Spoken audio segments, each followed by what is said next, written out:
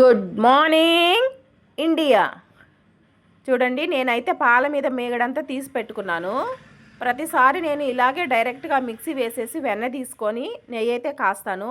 ఆ నెయ్యి అయితే ఎక్కువ స్మెల్ అయితే ఉండట్లేదు.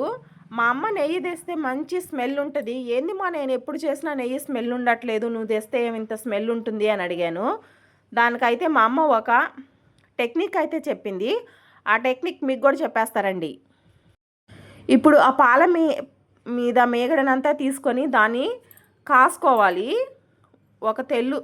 ఒక పొంగు వచ్చే వరకు కాసుకోవాలి. అది కొంచెం లైట్గా ఇరిగినట్టు ఉంటుంది, అయినా పర్లేదు, ఏం కాదు. కాసుకొని గోరువెచ్చగా అయిన తర్వాత మామూలుగా మనం చేమిరికి ఎట్లా వేసుకుంటామో అట్లా చేమిరి వేయాలి. ఉదయం కాస్తే సాయంత్రానికి వెన్న వస్తుంది, సాయంత్రం కాస్తే రేపు ఉదయానికి వెన్న వస్తుంది. నేనైతే సాయంత్రం కాస్తున్నాను. చల్లారిన తర్వాత చేమిరి వేసుకున్నాను. ఇప్పుడైతే కవ్వంతో చిలుక్కుంటున్నాను.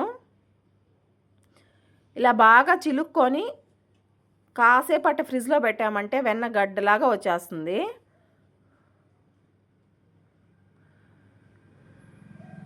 ఇంకా వెన్న వచ్చిన తర్వాత మామూలే, మనం పొయ్యి మీద పెట్టుకొని చిన్న మంటలో మనం నెయ్యి అయితే తయారు చేసుకుంటాము. మా అమ్మమ్మ వాళ్ళ కాలంలో సంక్రాంతి పండగ వస్తుందంటే కనీసం ఒక 10 లీటర్ల నెయ్యి తీసి పెట్టుండేది మా అమ్మమ్మ. దాంతోనే అరిసెలు కాల్చేది. అరిసెలు 1.5 నెల 2 నెలల వరకు కూడా తినేది.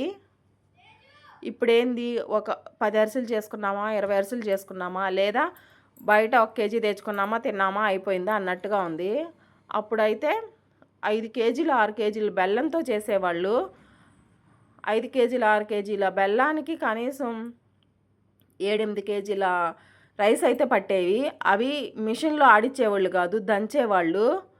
అరిసెలు టేస్టే వేర్లేండి, అవునే కదా. చూడండి, వెన్న అయితే వచ్చేసింది. దీన్ని పొయ్యి మీద పెట్టుకొని నెయ్యి చేసుకుంటున్నాను. అసలు చెయ్యే పెట్టక్కర్లేదు.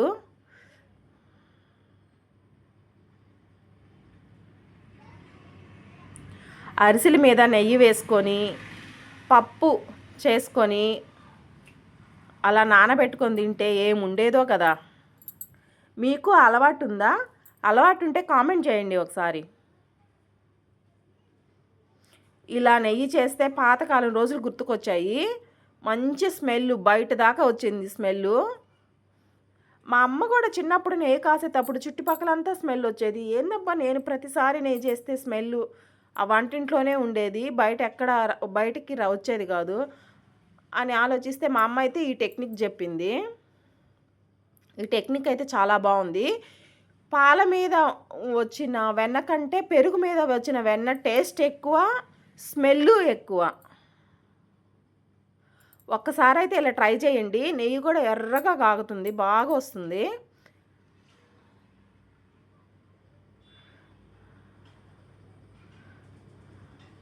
నేను కూడా ఇప్పుడు మా పిల్లలకి దసరా హాలిడేస్ ఇచ్చాయని అరిసెలు చేయమన్నారు, అరిసెలు చేశాను కొద్దిగా.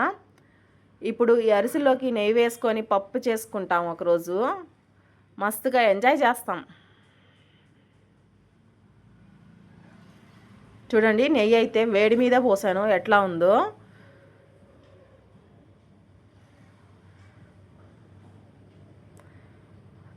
నెయ్యి కాగిన వెంటనే అరిసె తినాలనిపిస్తుంది. అందుకే అరిసె మీద నెయ్యి అలా వేసుకొని తింటున్నాము, అంతే అండి.